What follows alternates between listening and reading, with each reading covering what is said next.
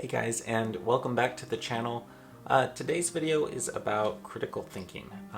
More specifically, it's about philosophizing. Let me say right off the bat that I'm not making any claims to be an expert in the field of philosophical traditions. I can only really speak to my own experiences as a person struggling to make sense of the world, of ethics, of questions about identity and how to behave and how to act with other people and just how to live rightly, a good life, I suppose, which curtails into that all-important question: how do we live as kind of good human beings, and what does that even mean? With ready access to thousands upon thousands of audio and visual consumable pieces of content, it's hard to discern a balance between consumption and reflection. Some tell us to be ascetic monks, eschewing things as if it's easy to write off kind of the basic tenements of human behavior.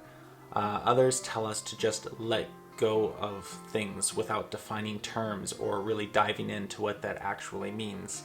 So if I may be so bold, here are 5 tricks that have just helped me kind of make sense of things and understand what it means to engage with critical thought and what it means to try and be a more thoughtful person in this day and age of kind of increasing madness and just hours upon hours upon hours of conflicting news reports and media and fake news and things that are designed to create emotional reactions and dim rational thinking. So without further ado, let's jump into those 5 tricks. Trick number 1 is to stop consuming and start thinking. This is pretty straightforward, and without getting into the nature of pedagogy, it boils down to putting the phone down, taking the headphones out, and leaving the daily to-do list behind.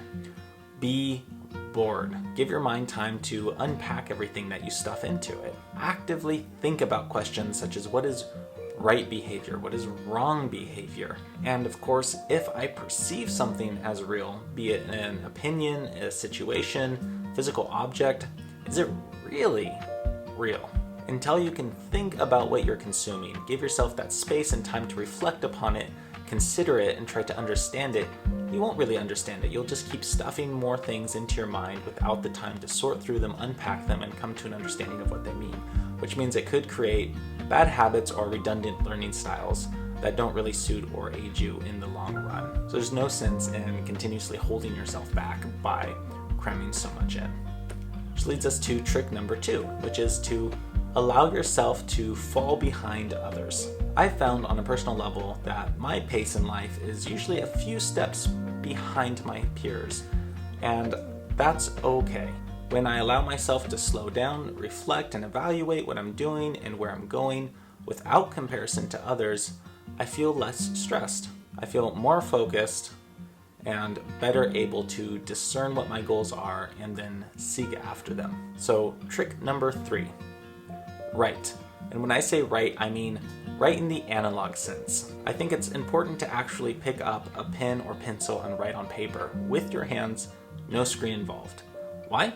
2 reasons. It creates a physical connection with ideas while producing a calming, almost meditative effect. The second reason is that it eliminates the possibility of being distracted by the internet. Sometimes accessibility to information is in fact just a boundary, and it limits our mind's ability to critically analyze and try and problem solve and create if we just constantly have information so readily available that we don't have to think about solutions, they're just handed to us.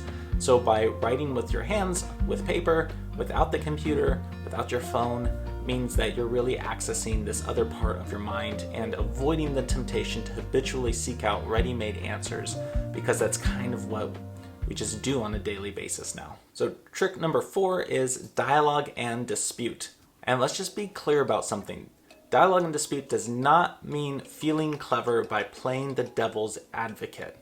The devil has plenty of advocates and does not need another.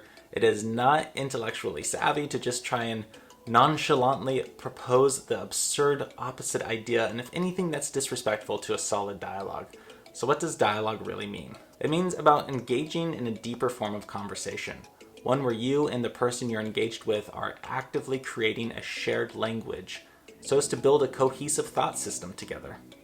It's kind of like the Wonder Twins combining their rings or whatever to create something really cool. They're coming together, bringing their own separate attributes, and through that level of dialogue and collaboration, they're creating something different, something that they couldn't do on their own. Same thing with series of thoughts. And also, to be clear, dispute does not mean arguing or debating. It means offering contrary perspectives in hopes of bridging misunderstandings. It means jointly accepting the most rational path forward, and only being able to do that because you brought forward an objection in hopes of eliminating confusion or a lack of clarity. So trick number 5 is strive to separate emotion from reason. Now this one is impossible to do completely because emotion clearly plays a very important role in how we rationalize things. So really what I mean by this is stop reacting. Reactionary thinking is highly emotional, and it's almost always based on habitual biases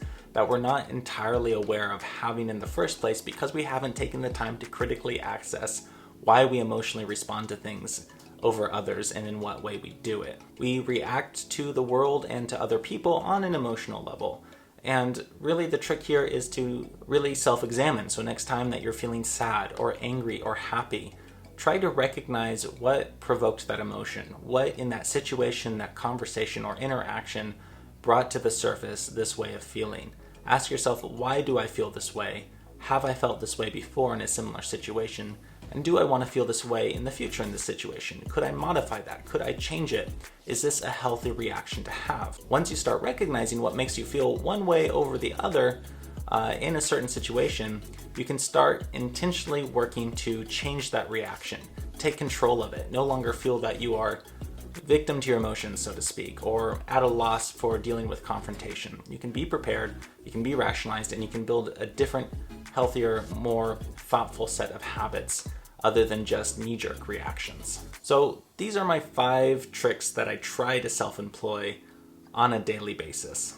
I feel like pretty much every day my brain just kind of resets and I have to rethink about these things, reanalyze them, re-involve myself with them, try and just be more thoughtful, more critically assessive of my thoughts, and more aware of what's going on, because this isn't something that you do once and then you have it for the rest of your life. It's not like riding a bicycle.